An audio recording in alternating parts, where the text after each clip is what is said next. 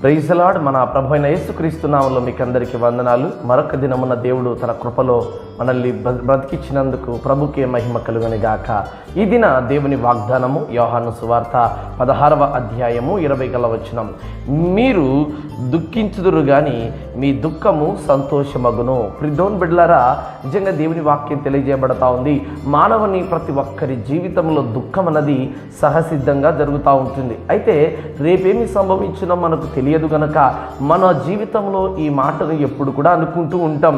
నిజంగా ఈ దుఃఖము ఎప్పుడు మన జీవితంలో తొలగిపోతుందో, ఈ వేదన, ఈ కష్టాలు, ఈ కన్నీళ్ళు, ఈ బాధను నేను భరించలేకపోతున్నాను అని ఎంతగానో కుమిలిపోతూ ఉంటాం. ప్రిదోన్ బిడ్డలారా, నిజముగా దేవుడు మానవుని జీవితంలో సుఖములను దుఃఖములను రెండిటిని కూడా జతపరిచి ఉన్నాడని దేవుని లేఖన వాక్యంలో తెలియజేయబడతా ఉంది.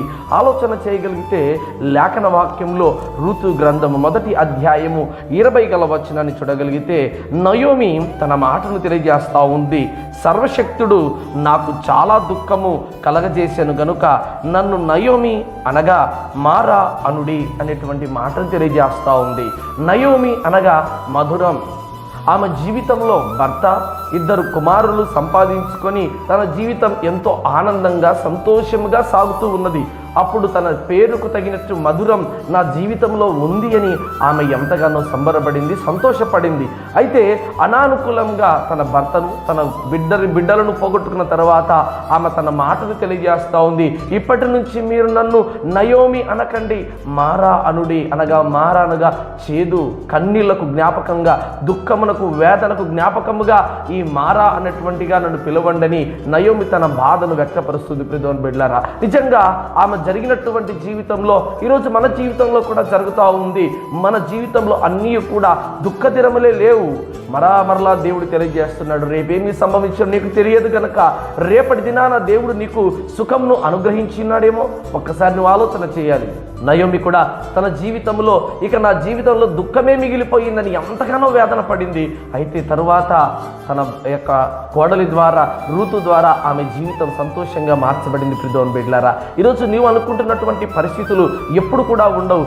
దేవుడు నిజంగా సుఖ దుఃఖ దినములను దేవుడు జతపరిచి ఉన్నాడు. ప్రిదోన్ బిడ్డలారా, మరొకసారి కూడా దేవుని వాక్యములు ఆలోచన చేస్తే యోహాను సువార్త 11వ అధ్యాయము 43వ వచనంలో చూడగలిగితే ఆయన అలాగూ చెప్పి లాజరు బయటకు రమ్మని బిగ్గరగా చెప్పగా చనిపోయిన వాడు కాళ్ళు చేతులు ప్రేత వస్త్రములు కట్టబడిన వాడై వెలుపలికి వచ్చెను. ప్రిదోన్ బిడ్డలారా, చనిపోయినటువంటి లాజరు 4 దినములు అయిపోయింది చనిపోయి పాతిపెట్టబడి. అయితే ఆయన సహోదరి మనులు 2 కూడా ప్రభు దగ్గరికి ఆ వార్తను తెలియజేయడానికి ఎంతగానో ప్రయాసపడ్డారు.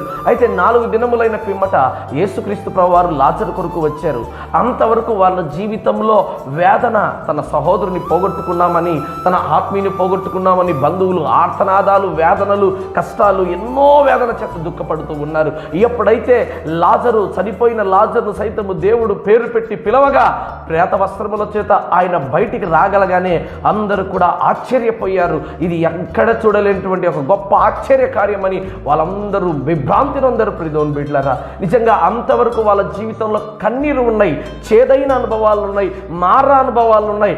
ఎప్పుడైతే యేసుక్రీస్తు ప్రభువారు అక్కడికి వచ్చారో వారి జీవితం సంతోషంగా మార్చబడింది. ప్రిదోన్ బిడ్డలారా, ఈరోజు నీవు ప్రభు మీద ఆశ పెట్టుకోగలిగితే, ప్రభు మీద నమ్మకం పెట్టుకోగలిగితే, ఋతు జీవితం మార్చబడినట్టుగా, లాజరు జీవితం సంతోషంగా మార్చబడినట్టుగా దేవుడు నీ జీవితంలో కూడా సంతోషాన్ని దయచేయాలని ఆశపడుతుంటున్నాడు. ఈ దిన వాగ్దానం కనుక నువ్వు విశ్వాసం ఉంచితే, దేవుని యందు విశ్వాసం ఉంచితే, ఖచ్చితంగా మన ప్రభువైన యేసుక్రీస్తు ప్రభువారు నీ కన్నీటిని తొడిచి, నీ అంగలార్పును, నీ దుఃఖ దినములు సమాప్తము చేసి దేవుడు నిత్య ఆనందము, సంతోషము ఇప్పుడే నీకు దయచేయునుగాక. ఆమేన్.